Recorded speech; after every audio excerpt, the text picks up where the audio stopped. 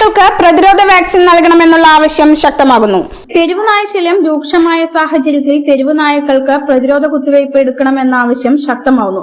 മൃഗസംരക്ഷണ വകുപ്പ് തെരുവിലലയുന്ന എല്ലാ നായ്ക്കൾക്കും വാക്സിൻ നൽകണമെന്നാവശ്യപ്പെട്ട് നഗരസഭയ്ക്ക് കത്ത് നൽകിയിട്ടുണ്ടെന്നും എന്നാൽ നഗരസഭ ഇതിന് തയ്യാറാവാത്തത് എന്തുകൊണ്ടാണെന്ന് വ്യക്തമാക്കണമെന്നും മുസ്ലിം ലീഗ് ജില്ലാ കമ്മിറ്റി അംഗം PMA ജലീൽ ആരോപിച്ചു. കഴിഞ്ഞ മാസം അവസാനത്തിലാണ് മായന്നൂർ പാലത്തിന് സമീപത്ത് പ്രഭാത സവാരിക്കിറങ്ങിയ 2 പേരെ തെരുവുനായ്ക്കൾ കടിച്ച് പരിക്കേൽപ്പിച്ചത്.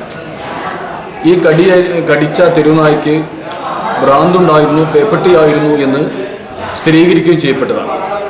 ആ സ്ഥിരീകരിക്കപ്പെട്ട ശേഷം ആരോഗ്യവകുപ്പ് ഒറ്റപ്പാലം നഗരസഭയ്ക്ക് കത്ത് നൽകി.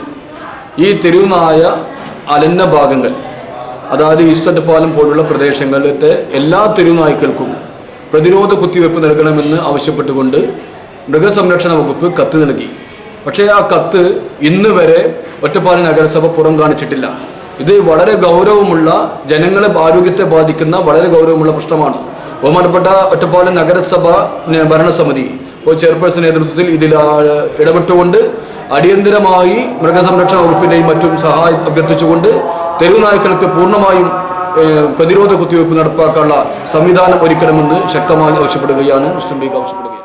കഴിഞ്ഞ ദിവസവും മായന്നൂർ പാലത്തിന് സമീപം 2 പേരെ പേപ്പട്ടി കടിച്ചിരുന്നു.